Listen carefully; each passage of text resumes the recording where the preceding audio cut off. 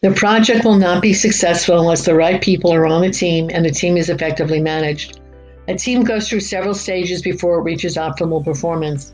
When a team is first assembled, it goes through the stage referred to as forming. At this point, team members do not yet know each other nor what their role in the team will be. The project manager can expedite this stage by having one or more introductory meetings where team members can meet for the first time. Off-site or social themed meetings are also valuable team forming techniques. The second stage of team development is called storming for good reason. While team members now accept the members in their group, individual roles have yet to be determined. While the project manager will no doubt assign job or task-oriented roles within the group, the social aspects of the team are still very much in play. This can cause inter-turmoil to which the project manager needs to be attuned. Once the team finds its interdynamic or balance, the team can get down to business in the norming phase of team development. Once a team has been together for a while, it achieves its optimal level of performance. This is referred to as the performing phase. There will come a time when the project is complete and the team might be disbanded. This is the adjourning phase of team development. Teams become more effective as they move through these. These 5 steps can be followed out of sequence or simultaneously and still be effective. The project manager should keep in mind that there are a variety of teaming problems to be aware of. One problem is that a team might never move past the forming or storming stages. It is entirely possible for a team to experience such dysfunction that the project manager should consider transfers and/or replacements as a resolution. Another common problem is groupthink. This is defined as rationalized conformity. Groupthink is a mode of thinking that group members engage in when the desire for agreement so dominates the group that it overrides the need to realistically appraise the alternatives.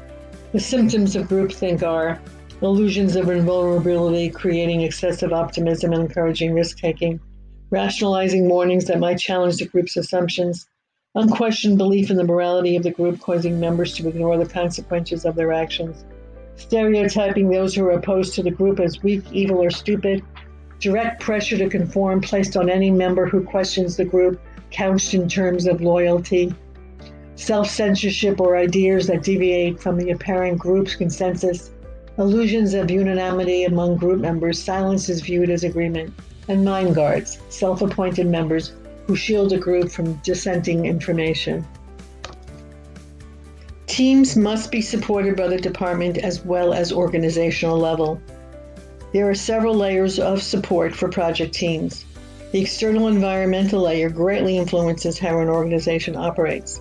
This has an impact on projects and the teams working on those projects. The enterprise environment is the layer in which all projects of the enterprise sits. This layer constitutes a set of methodologies, tools, policies, etc. These impact how the project and hence the team operates. Supporting layers include organizational, i.e. stakeholder support for the specific project.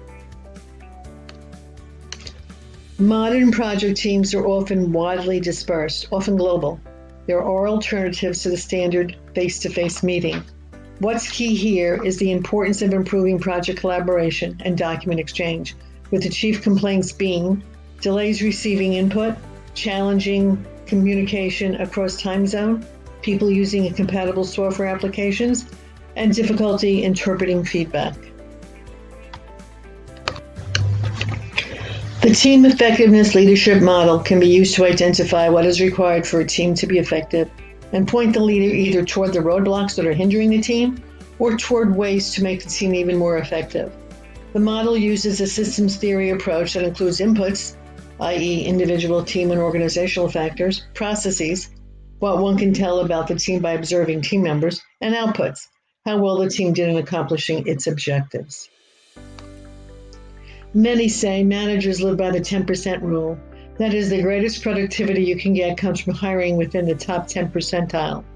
The easiest approach to developing an efficient department is to bring in the better people. Since there is a 25-to-1 differential between the best people and the worst people, and a 4-to-1 differential between the best teams and the worst teams, maybe the best way to improve productivity and quality is to just improve hiring practices. Creating a better workforce means understanding how to work with people. You'd be surprised, or maybe not, at how differently bosses look at things than do their staff, as you could see. The key here is to know what your staff really wants.